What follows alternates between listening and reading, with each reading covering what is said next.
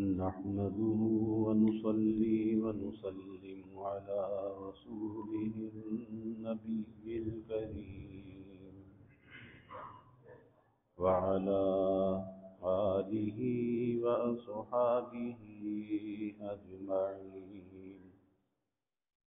اللهم صل على سيدنا ومولانا محمد وعلى آل سيدنا ومولانا محمد وبارك وسلم صلاة وسلاما كثيرا كثيرا.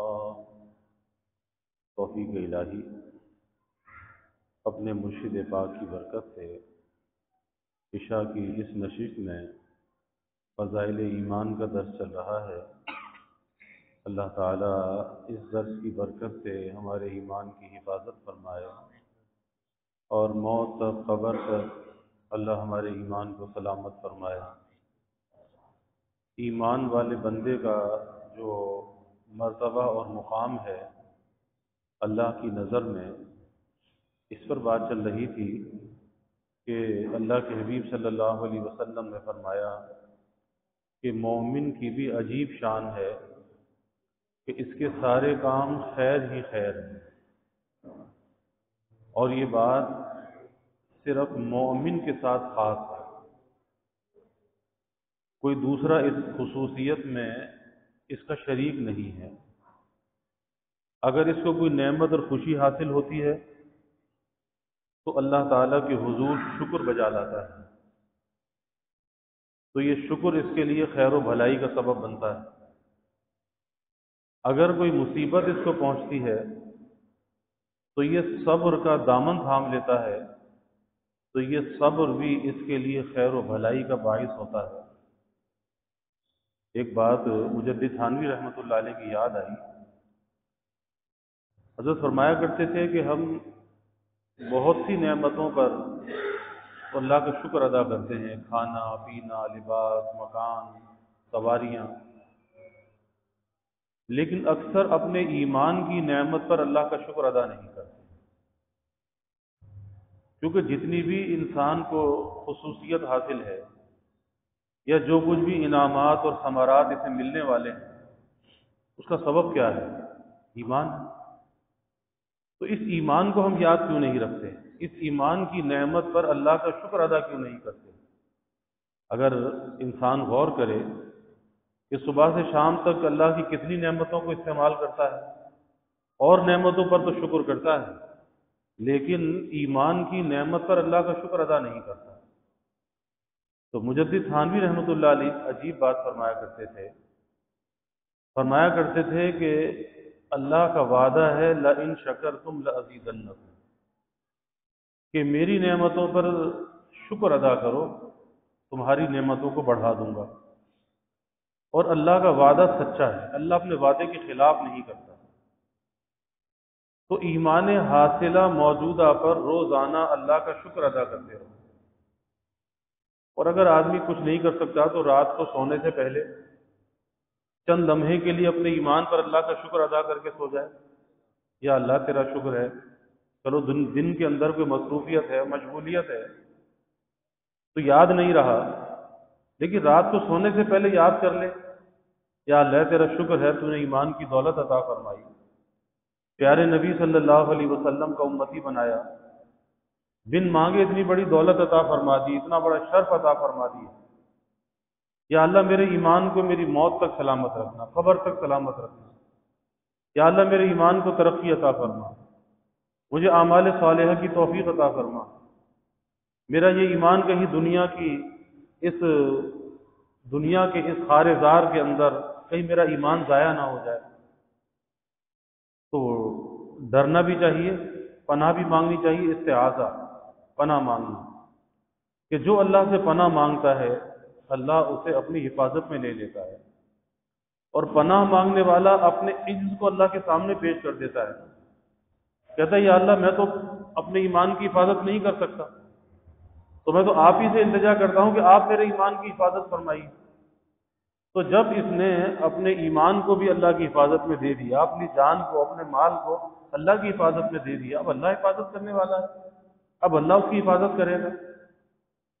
تو حضرت فرمایا کرتے تھے کہ اپنے ایمان حاصلہ موجودہ پر روزانہ بلا ناغہ شکر ادا کرتے ہیں، اور اللہ کا وعدہ ہے لئن شکرتم لازیدنکم، کہ تم میری نعمتوں پر شکر کرو میں تمہاری نعمتوں کو بڑھا دوں گا۔ تو جب روز ایمان کی نعمت پر شکر ہوگا تو روز ایمان بڑھتا رہے گا، ایمان ترقی کرتا رہے گا۔ اور فرماتے تھے کہ وہ دن جو دنیا سے جانے کا دن ہوگا، دنیا سے رخصتی کا دن ہوگا، تو اس دن سب سے زیادہ ایمان اس کے پاس ہوگا، اور سب سے زیادہ ایمان کی حالت میں یہ اللہ کے پاس جائے گا، اللہ سے ملاقات کرے گا۔ تو ایمان کی ترقی کا نسخہ حضرت یہ بیان فرمایا کرتے تھے کہ ایمان حاصلہ موجودہ پر روزانہ بلا ناغہ اللہ کا شکر ادا کیا۔ اور جہاں انسان اللہ کی نعمت پر اللہ کا شکر ادا کرے تو وہیں پر ایسے کام سے بھی اپنے آپ کو بچائے کہ جو اس نعمت کو نقصان پہنچانے والی ہے۔ مثلا ایمان ہے، اب ایمان کو ترقی کس چیز سے ہوتی ہے؟ عمل صالح سے ہوتی ہے۔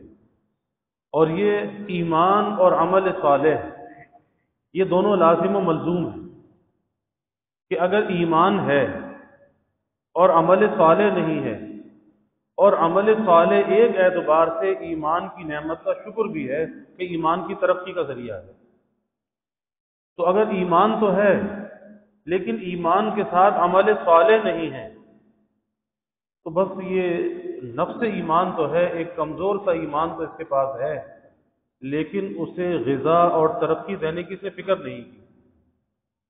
تو ایسا نہ ہو کہ کوئی ایسا جھونکا آئے اس کے ایمان کو بجھا دے۔ ترقی تو عمل صالح سے ہوگی۔ عمل صالح کیا ہے؟ ایمان کی غذا ہے۔ ایک چھوٹا بچہ ہو، اس کو انسان غذا نہ دے کیسے پرورش پائے گا؟ ایک چھوٹا سا ایک ننھا سا پودا ہوتا ہے، اسے غذا نہ دی جائے، پانی نہ دیا جائے، کیسے وہ آگے ایک ثمر آور درخت بنے گا؟ تو اسی طرح ایمان کے ثمرات حاصل کرنے کے لیے، ایمان کی برکات کو حاصل کرنے کے لیے اس ایمان کو بھی غذا کی ضرورت ہوتی ہے، اور وہ غذا کیا ہے؟ وہ عمل صالح ہے۔ اللہ نے سورۃ العصر میں بیان فرمایا نا، والعصر ان الانسان لفی خسر، اللہ نے زمانے کی قسم کھا کے فرمایا کہ تمام انسان خسارے میں، تمام انسان خسارے میں۔ لیکن پھر آگے تفصیل فرما دی کہ خسارے سے بچا ہوا کون ہے، نقصان سے بچا ہوا کون ہے؟ الا الذین آمنوا۔ پہلی چیز تو ایمان ہے کہ ایمان والا خسارے سے بچا ہوا ہے، یعنی دائمی خسارے سے یہ بچا ہوا ہے، ہمیشہ ہمیشہ کے نقصان سے یہ بچا ہوا ہے۔ الا الذین آمنوا، اور آگے فرمایا وعملوا الصالحات، کہ جو اللہ پر ایمان لایا اور ایمان کے ساتھ اس نے عمل صالح کیا، اور پھر وتواصوا بالحق وتواصوا بالصبر، تواصی بالحق تواصی بالصبر، کہ حق کی تلقین کرتا رہا، حق بات پہ خود بھی چلتا رہا، حق کو دوسروں تک پہنچاتا رہا، اور تواصی بالصبر، کہ خود بھی نیکی پر جمع رہا، دوسروں کو بھی نیکی پر لانے کی کوشش کرتا رہا، خود بھی گناہ سے بچتا رہا، دوسروں کو بھی گناہ سے بچانے کا فکر کرتا رہا، تو یہ خسارے سے بچا ہوا ہے۔ تو ایمان کے ساتھ جس چیز کو اللہ نے بیان فرمایا وہ عمل صالح کو بیان فرمایا، تو یہ دونوں چیزیں لازم و ملزوم ہیں، اور ایمان کا شکر عمل صالح ہے، کہ اگر ایمان ہے عمل صالح نہیں ہے تو کمزور درجے کا ایمان ہے، یہ ایمان روح و ترقی نہیں ہے۔ اور اللہ نے بھیجا کس لیے ہے؟ دنیا میں ترقی کے لیے بھیجا ہے، کہ اپنے ایمان کو ترقی دو۔ عالم ارواح میں اللہ نے عہد تو لے لیا تھا، اور ارواح نے اقرار تو کر لیا تھا کہ آپ ہمارے رب ہیں، لیکن عالم ارواح میں ترقی کے مواقع نہیں تھے کہ وہاں ترقی کیسے کرتا۔ اس ترقی کے لیے اللہ نے اس روح کو ایک جسم ناسوتی دے دیا، یہ کیا ہے؟ جسم ناسوتی ہے، اور اس ناسوتی جسم کو روح کی سواری بنا دیا۔ روح سوار ہے اور یہ جسم سواری ہے۔ آدمی سواری کا فکر تو کرے، جیسے پہلے زمانے میں گھوڑوں کی سواری ہوتی تھی، اونٹوں کی، گدھوں کی، لوگ سواری میں استعمال کرتے تھے۔ تو سواری کو تو پال کر کھلا پلا کر موٹا تازہ کرے اور سوار خود نہ کھائے تو کیا ہوگا؟ کہ وہ سواری بھی اس کے لیے کسی کام کی نہیں۔ جہاں سواری توانا اور تندرست ہونی چاہیے تو وہاں پر سوار بھی تو تندرست ہونا چاہیے نا۔ تو اسی طرح جہاں یہ جسم توانا ہونا چاہیے تو وہیں پر اس کی روح بھی توانا ہونی چاہیے۔ اور روح کی توانائی کہاں سے حاصل ہوتی ہے؟ وعامل الصالحات، عمل صالح سے حاصل ہوتی ہے، نیکی سے حاصل ہوتی ہے۔ تو دونوں چیزیں لازم و ملزوم ہیں کہ ایمان ترقی کرے گا عمل صالح کے ذریعے سے، اور اگر عمل صالح ہے ایمان نہیں ہے وہ عمل صالح بھی بیکار ہے۔ کافر ہے دنیا میں کتنی چیریٹی کرتا ہے، بڑے بڑے دنیا کے اندر مشہور لوگ ہیں، بل گیٹس ہے اور دوسرے ہیں، اربوں ڈالر جو ہے وہ چیریٹی کے اوپر خرچ کرتے ہیں، لیکن اربوں ڈالر خرچ کرنے کے باوجود اس کا کوئی فائدہ انہیں نہیں ہے۔ کیوں نہیں ہے؟ کہ ایمان ان کے پاس نہیں۔ اور ایک ایمان والا بندہ، حدیث میں آتا ہے کہ ایک کھجور اللہ کے راستے میں، ایک چھوارا اللہ کے راستے میں صدقہ کرتا ہے، خیرات کرتا ہے، تو ہمیں کہ اللہ اسے اپنے دائیں ہاتھ میں لیتا ہے، جیسا بھی اللہ کے شایان نشان ہو، پھر اللہ اس کو پرورش کرتا ہے، اللہ اس کو بڑھاتا ہے، اور ایسے جیسے تم اپنے بچڑے کی پرورش کرتے ہو اللہ تمہارے صدقے کی پرورش کرتا ہے، اور اتنا بڑھا دیتا ہے کہ جب یہ قیامت کے دن جائے گا تو اتنا بڑا سلا پائے گا، یہ کہے گا میں نے تو اتنی بڑی نیکی نہیں کی تھی۔ کہا کہ نہیں، تیرا وہی صدقہ ہے، تو نے اللہ کی رضا کے لیے دیا تھا۔ تو کس چیز نے بڑھایا؟ اس کے ایمان نے بڑھایا۔ تو ایمان کے ساتھ عمل صالح ضروری ہے، جب ایمان کو ترقی ہوتی ہے، اور عمل صالح اگر ایمان کے ساتھ ہے تو ایمان محفوظ بھی رہتا ہے، کیونکہ اس کی جڑیں مضبوط ہوتی ہیں، ایمان قوی ہوتا ہے۔ ورنہ اگر جڑیں مضبوط نہ ہو کسی درخت کی تو ایک ہوا کا جھونکا آتا ہے، بڑے بڑے درخت کو گرا دیتا ہے، اس کی جڑیں مضبوط نہیں ہیں۔ اور اس ایمان کو نقصان پہنچانے والی چیز کیا ہے؟ وہ گناہ ہے، وہ ناشکری ہے۔ عمل صالح اگر شکر ہے تو گناہ ناشکری ہے اور ایمان کو نقصان پہنچانے والی چیز ہے، اور اللہ کی نظر میں قدر کس کی ہے؟ ایمان والے بندے کی قدر ہے۔ تو اس لیے نیکی کا اہتمام کرنا چاہیے، عمل صالح کا اہتمام کرنا چاہیے۔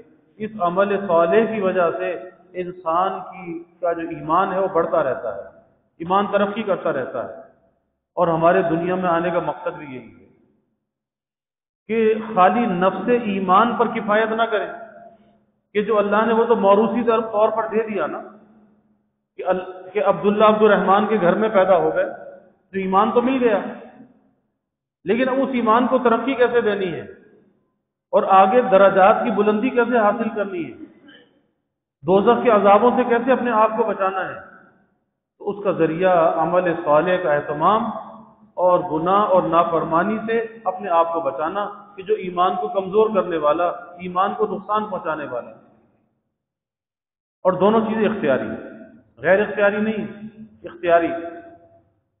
کوئی یہ کہے جی بڑا مشکل لگتا ہے نماز کا پڑھنا، تو بڑا مشکل لگتا ہے گناہوں سے بچنا، تو بات یہ ہے کہ اس نے ابھی کرنے کی کوشش ہی نہیں کی اور بچنے کی کوشش ہی نہیں کی۔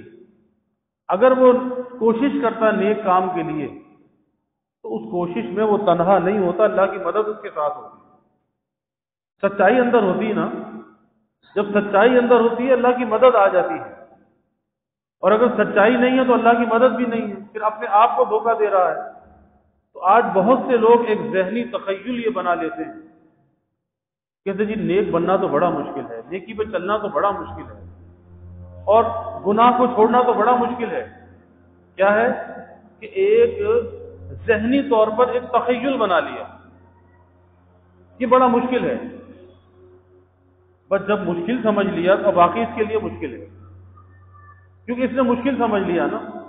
اگر یہ سوچتا کہ میں کوشش کروں گا میرا اللہ مجھے کامیاب کرے گا، میرا کام تو کوشش ہے، ارادہ ہے، بس میں اتنا تو کر لوں نا، سچائی کے ساتھ دل میں ارادہ تو کر لوں. حکیم الامت مجدد تھانوی رحمۃ اللہ علیہ فرماتے تھے کہ مومن کا جو ارادہ ہے، ارادہ یہ بڑی اہم چیز ہے. اس ارادے پر اس کی کامیابی کا مدار ہے. اور ارادے کی مثال حضرت نے بیان فرمائی کہ جیسے گھڑی ہوتی ہے، گھڑی کو چلانے کے لیے ایک چھوٹی سی بال کمانی ہوتی ہے جو پوری گھڑی کو متحرک رکھتی ہے، حرکت دیتی ہے. تو اسی طرح حضرت نے فرمایا کہ انسان کا جو ارادہ ہے، اس ارادے کی مثال بال کمانی کی ہے کہ اگر ارادے کے اندر سچائی ہے تو انسان متحرک رہتا ہے، نیکی کے اندر، اپنے کاموں کے اندر وہ سرگرم رہتا ہے. اور اگر ارادہ ہی نہیں ہے یا ارادہ ہی کمزور ہے، تذبذب ہے، تو پھر ایسے آدمی کے ساتھ اللہ کی مدد نہیں ہوتی، پھر وہ کامیاب نہیں ہوتا. تو یہ خیال کرنا جی نیکی تو بہت مشکل ہے، میں کیسے کروں گا، گناہ سے بچنا تو بہت مشکل ہے، کیسے بچوں گا، تو نے ابھی نیکی کا ارادہ ہی نہیں کیا، ابھی گناہ سے بچنے کا ارادہ ہی نہیں کیا، تو کیسے بچ سکتا ہے؟ ارے سچائی کے ساتھ ارادہ تو کر، اور ارادہ کرنے کے بعد کوشش تو کر، اور پھر اللہ سے مدد بھی طلب کر کہ یا اللہ میرے بس کی بات تو نہیں ہے، آپ میری مدد فرمائیے.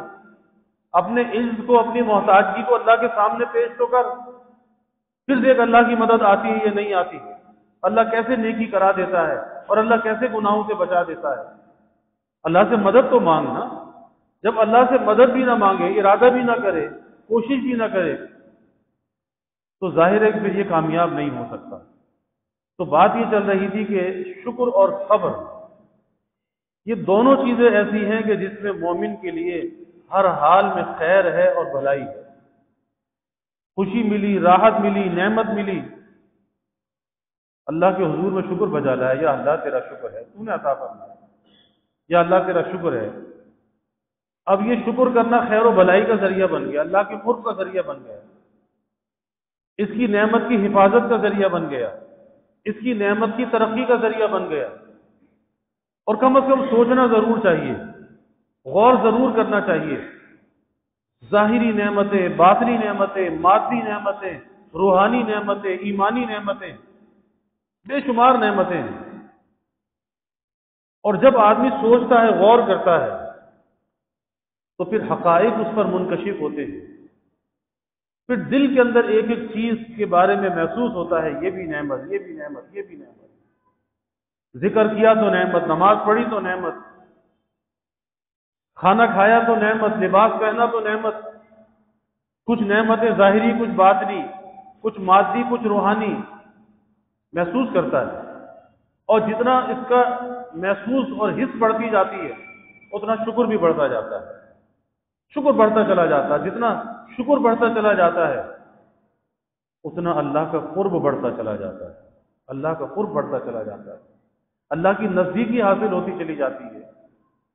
جتنا شکر بڑھتا ہے، قرب بڑھتا ہے، اتنی بھی ندامت بھی بڑھ جاتی ہے، پشیمانی بھی بڑھ جاتی ہے.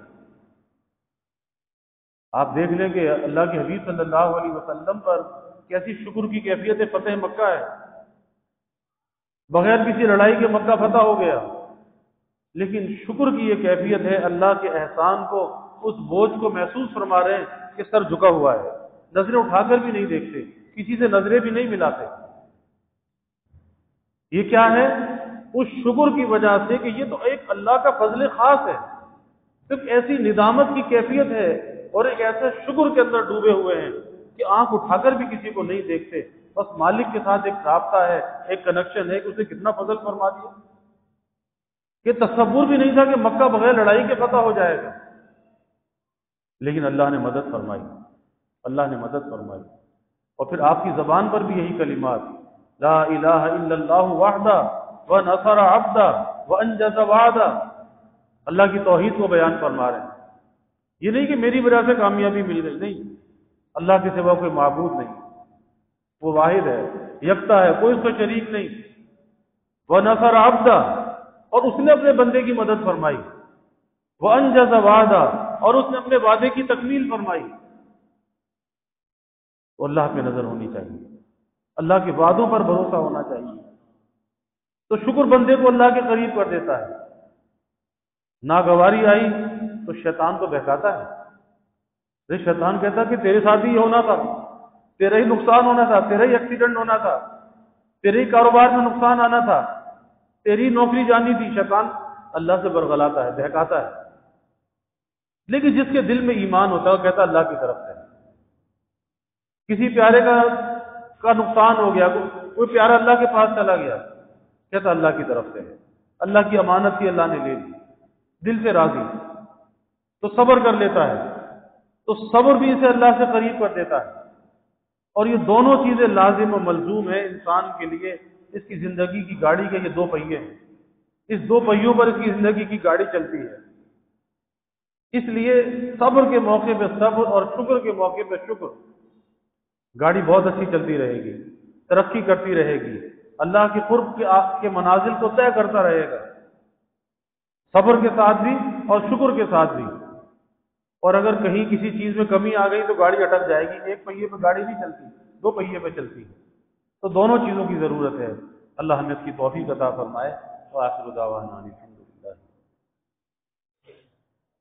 الحمد للہ رب العالمین والعاقبۃ للمتقین والصلاة والسلام علی اشرف الانبیاء والمرسلین اللہم صل علی سیدنا و مولانا محمد وعلی آل سیدنا و مولانا محمد وبارک وسلم۔ ربنا آتنا فی الدنیا حسنہ وفی الآخرۃ حسنہ وقنا عذاب النار۔ ربنا اتمم لنا نورنا واغفر لنا انک علی کل شیء قدیر۔ اللہم اعنا علی ذکرک و شکرک و حسن عبادتک۔ اللہم وفقنا لما تحب و ترضى من القول والعمل والفعل والنیت والہدى انک علی کل شیء قدیر۔ اللہم ارزقنا حبک وحب حبیبک صلی اللہ علیہ وسلم۔ اللہم ارزقنا شہادة فی سبیلک واجعل موتنا ببلد رسولک۔ یا اللہ یا رحمان یا رحیم یا کریم یا ارحم الراحمین یا اکرم الاکرمین۔ یا اللہ ہمارے گناہوں کو معاف فرما، ہماری خطایا سے درگزر فرما۔ یا اللہ اپنی محبت معرفت عطا فرما، اپنی رضا والی زندگی یا اللہ نصیب فرما، رضا والے کاموں کی یا اللہ توفیق عطا فرما۔ یا اللہ ایمان حاصلہ موجودہ پر ہمیشہ شکر کی ہمیں توفیق عطا فرما۔ یا اللہ بلا استحقاق کے بن مانگے آپ نے ایمان کی دولت عطا فرمائی۔ اے اللہ ہمارے اس ایمان کی حفاظت فرما، ایمان کو ترقی عطا فرما، اور اس ترقی کے یا اللہ جو اسباب ہیں، ذرائع ہیں، اے اللہ اس کو اختیار کرنے کی ہمیں توفیق عطا فرما۔ اپنی تائید اور نصرت کو یا اللہ ہمارے شامل حال فرما۔ یا اللہ جو ہماری عمر بڑھتی جائے، اے اللہ ہمارا ایمان بڑھتا جائے، آپ پر یقین بڑھتا جائے، آپ کی نسبت اور معرفت میں یا اللہ ترقی ہوتی جائے۔ اے اللہ جب وقت آخر آئے سب سے زیادہ ایمان ہمارے پاس ہو۔ اے اللہ تیری ملاقات کا شوق دل میں ہو، موت کی رغبت دل میں ہو۔ اے اللہ دنیا سے وحشت ہو، آخرت کی رغبت ہو۔ اے اللہ اس حال میں تیرے تجھ سے ملنا نصیب ہو۔ یا اللہ تیری یاد کے ساتھ، تیرے ذکر کے ساتھ، یا اللہ کلمے کے ساتھ یا اللہ تیری ملاقات عطا ہو۔ یا اللہ موت بھی یا اللہ ایمان پر عطا فرما، زندگی بھی یا اللہ ایمان پر عطا فرما، اور یا اللہ ہماری قبروں کو جنت کا باغ بنا۔ یا اللہ قبر کی تنگی سے، اندھیرے سے، عذاب سے یا اللہ حفاظت فرما، میدان حشر کی ذلت اور رسوائی سے بچا۔ اے اللہ جیسے یہاں ستاری فرمائی وہاں بھی ستاری فرما، نہ یہاں رسوا فرما نہ وہاں رسوا فرما۔